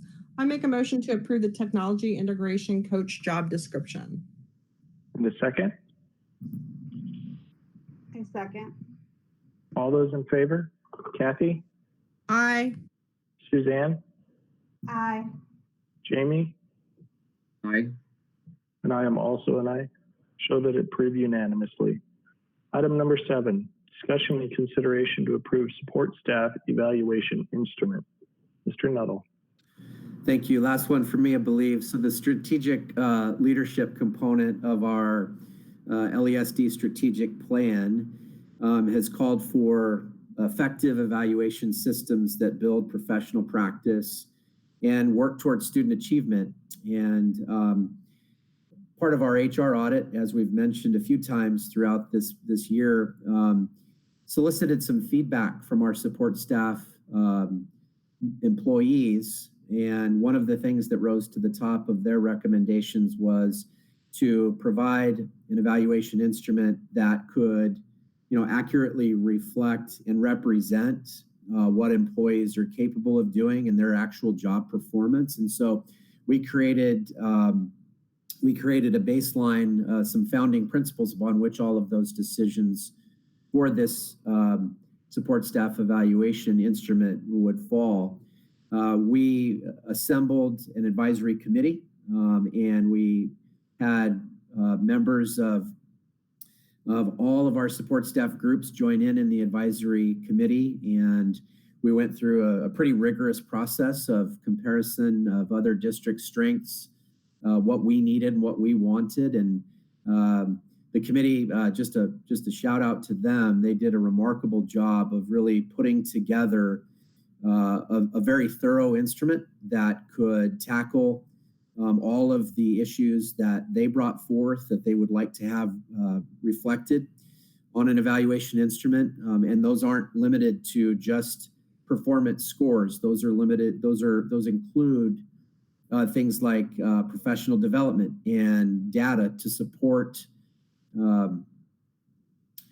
needed improvement and ways that they could grow through the evaluation instrument, which is certainly the intent. And I'm pleased to announce for the first time in 15 years that we have a modified support staff evaluation instrument that our support staff group feels very valued. They feel like it's going to be something that continues to move each of them individually forward, as well as us as an organization forward in building our professional practice and working towards student achievement. So I'm honored to bring this before you this evening, and certainly very, very proud of their work.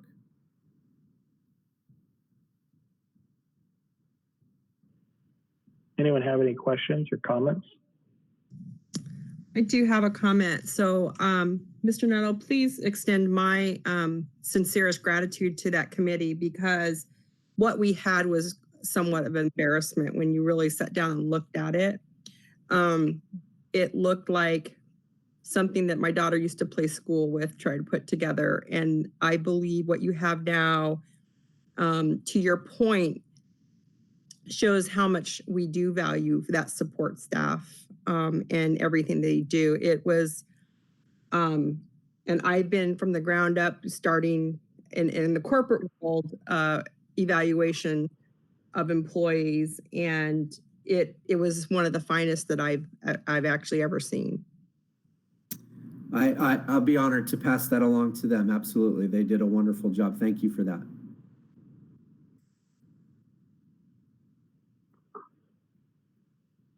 Anyone else? And, you know, just on top of what Kathy said, that evaluations are not always a bad thing. People can grow from evaluations, you know, and also just like Kathy said, that, and I know she and the rest of the board members and then certainly myself, we value support staff, you know. Without support staff, you know, the machine stops. And I think this is kind of one of them things that could get glazed over, but I do think it's a big deal. And, you know, it's a great piece.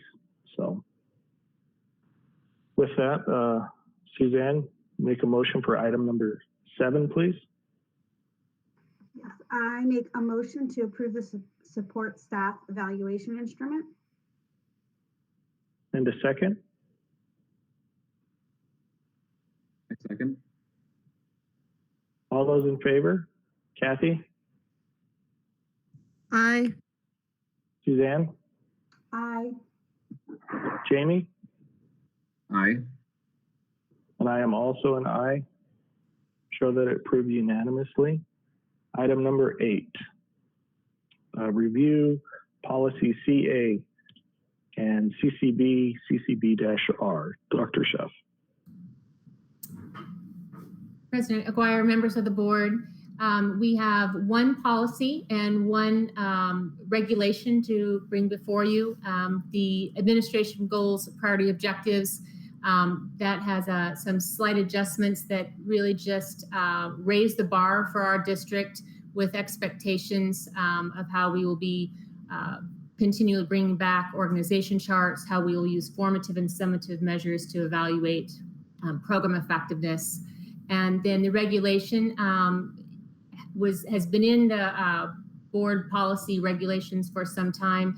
We've now just updated it slightly to reflect the priority or essential job performance requirements in our principal job description, and wanted to keep that in our regulation just so that's an ongoing piece for future revisions to job descriptions.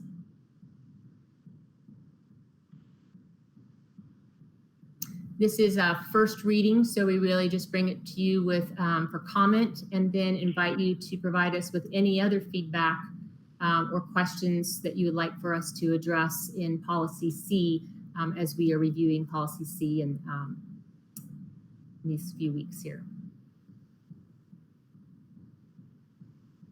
Anyone have any questions?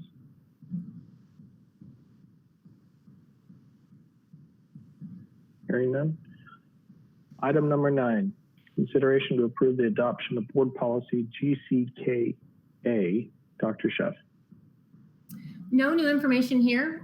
Again, this was related to telecommuting and the belief that policy surrounding our practices for telecommuting would be in the district's best interest. So this one is for a second reading. We did not receive any further comment or suggested revisions to this.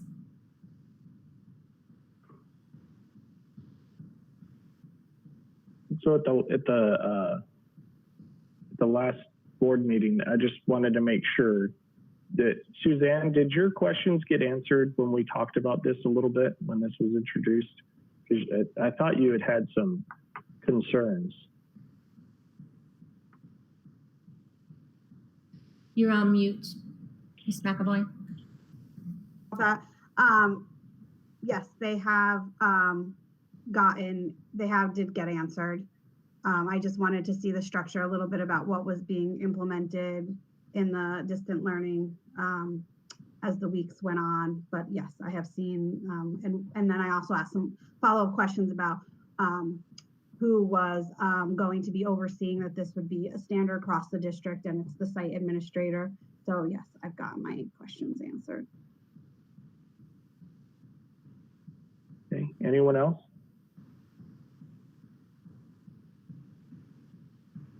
Kathy, you make a motion to approve item number 9, please. I make a motion to approve adoption of the board policy GCKA, professional / support staff telecommuting as optional, recommended by the Arizona School Board Association, Policy Advisory 671. And the second? I second. All those in favor?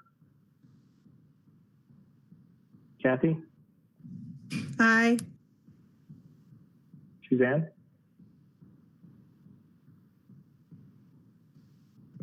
Aye. Jamie? Aye. I am also an aye.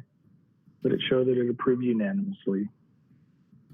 Item number 10, review possible action regarding ASBA political agenda. So this one I put on here for us as a board. Have you guys been getting the emails from the ASBA about the legislative committee considerations?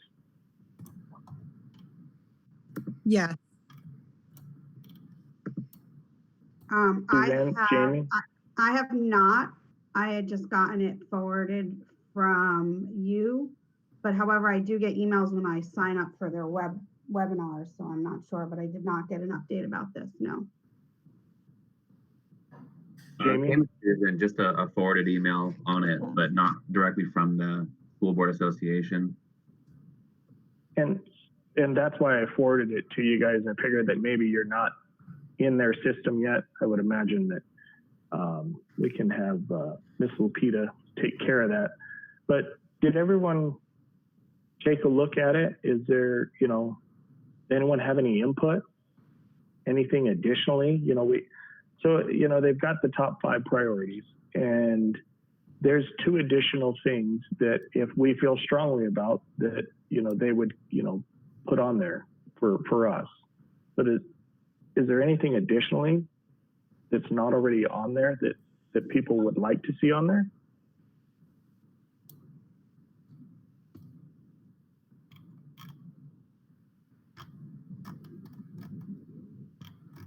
I believe they're focused on the right things right now, especially with the equity being one of their priorities. So I'm good with what they presented.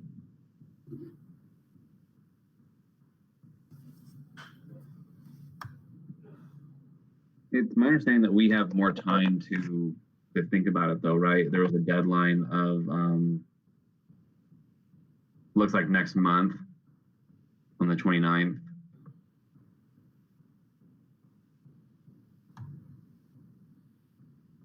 So yeah, If that's how Um, okay. yeah. I mean, you're breaking up real bad. I didn't have anything on the top of my head, but definitely something to continue thinking about. Okay. Suzanne, did you have anything additionally?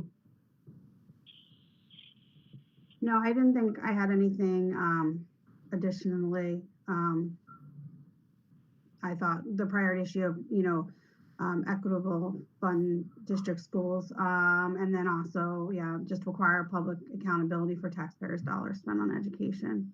I mean, but I don't think I have any additional ones that right now, that I put in a priority. Yeah, I didn't have anything additionally either.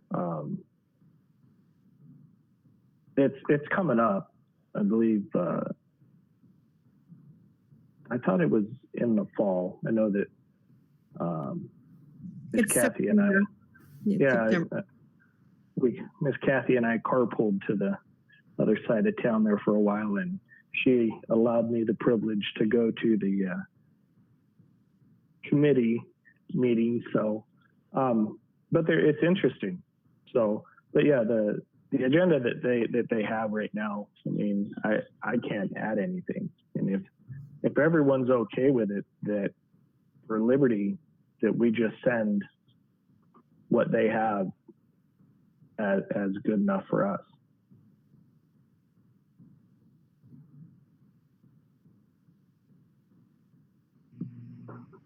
Is this something we need to vote on, or just to let you know that it's good enough for us?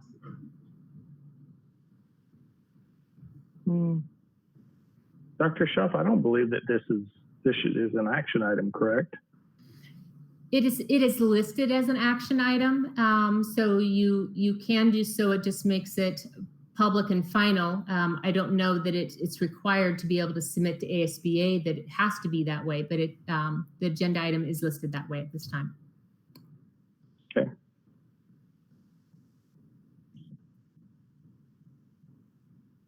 I guess I heard Jamie. Jamie, did you want to wait till the May 11th to vote on this so you have additional time to think, or do you feel comfortable with voting tonight?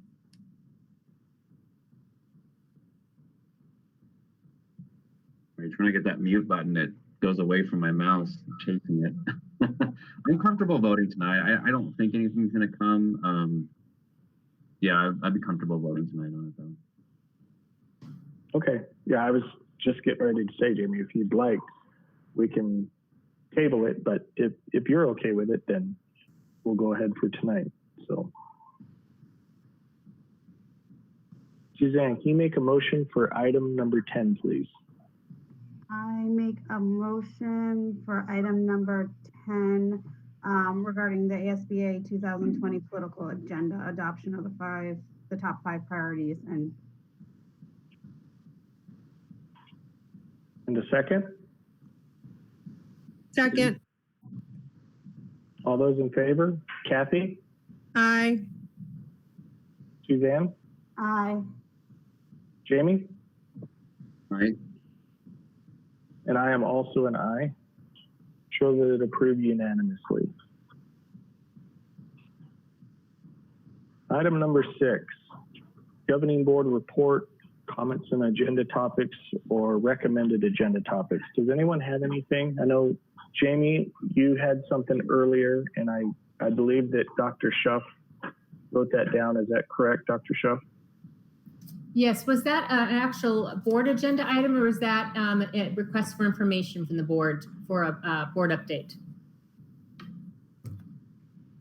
I suppose if the list exists, it would be an update, and if it doesn't, an agenda item.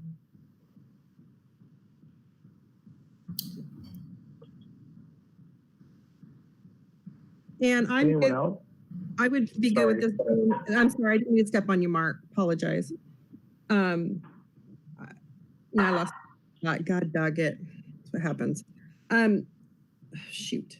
Oh, it would be fine as a board update. I would just like to hear with the looking like the governor is starting to lift some of the restrictions. What are the plans, or if anything, to honor our promoting 8th grade students? I'd just like to hear an update on what those plans are. And then, oh no, that's it. Suzanne, do you have anything? An update just after listening to Superintendent Hoffman talk this morning about a little bit about what schools could possibly look like coming in the fall. Just that if, as soon as some kind of information is given to our district, that that can just be forwarded to us, because there seemed to be a lot of uncertainty what August will actually look like. And yes, I don't necessarily know that, just so we can have some of those things in place when they start talking about social distancing at school and how that's going to exactly look for a district like ours.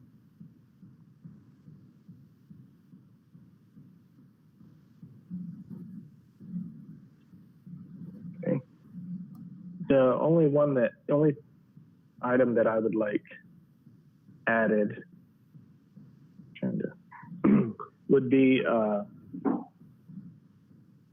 I don't believe we've gone through this policy yet.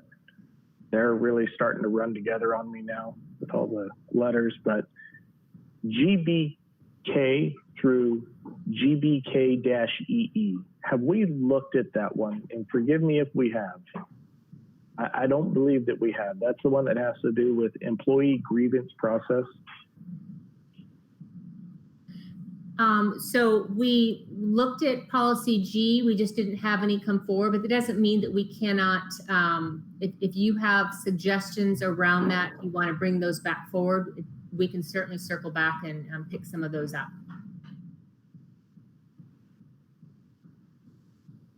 Okay. Anyone else?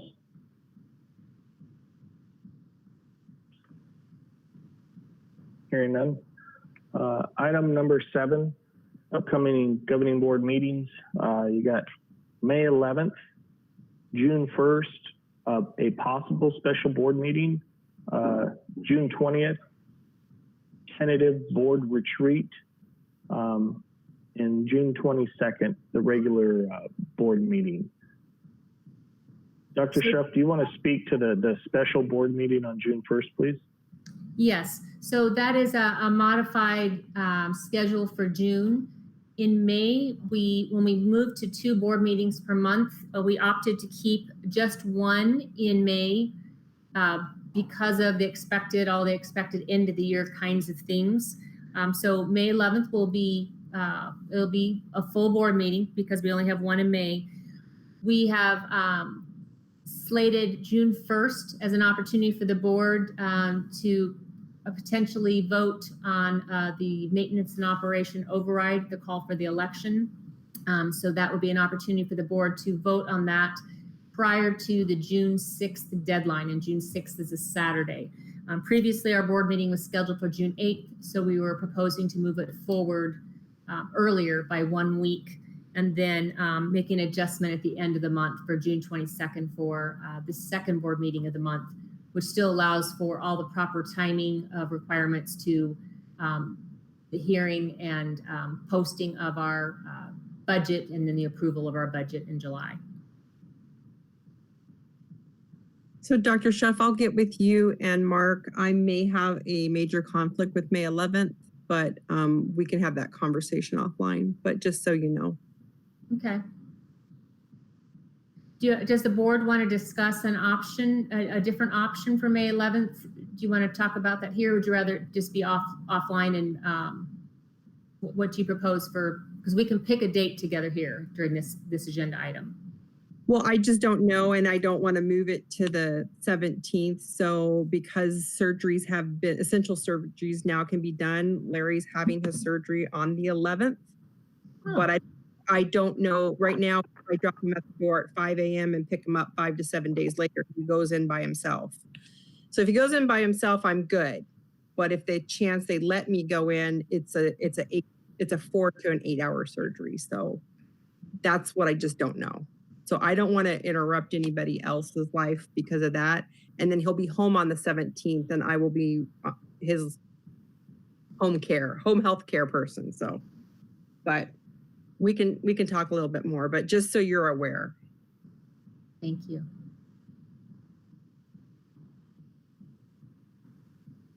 Everyone, so when Dr. Schuff were coming up with kind of a tentative board retreat date, we just kind of put this one out there. I would say that people go on summer vacations. I don't know that people are going on summer vacations now, maybe away from their children, but does this look okay for everyone thus far? I mean, it's a date that can be moved also, but just thus far, if it looks okay, we'll just keep it there for now. It looks okay for me so far. It looks fine for me as well. Me as well. Does it feel far enough out to have you feel safe about getting together by doing it at this date? I have no concerns about getting together.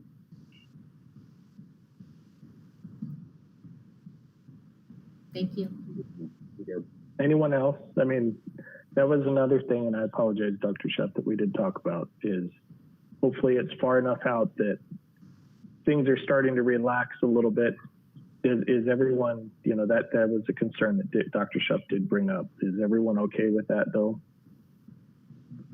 Yeah, I think that seems far enough out. Let's hope so. 7% drop in cases today, so we're hopefully on the right track. Jamie? Yeah, I'm good with the date and getting together with everybody. I feel good about it. Okay, good. Well, item number 8. Jamie, would you make a motion to adjourn the board meeting, please? Make the motion to adjourn the board meeting. And a second? A second. All those in favor? Kathy? Aye. Suzanne? Aye. Jamie? Aye. I am also an aye. Show that it approved unanimously, and we adjourn at 8:42 p.m. Thank you, everyone. Good night, all. Have a good night. Good night.